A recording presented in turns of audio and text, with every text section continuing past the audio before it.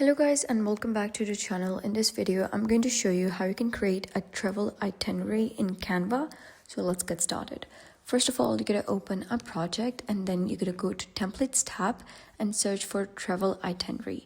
You'll be able to see various results. Simply choose the one that you like and then you'll be able to see all of the slides within it.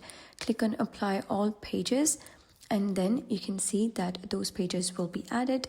You can customize it by adding dates of travel, flight details, hotel or accommodation, as well as daily schedule, activities and places to visit. You can also change colors to match your style, add some more travel icons, upload your own photos even, and you can make sections like morning, afternoon, evening.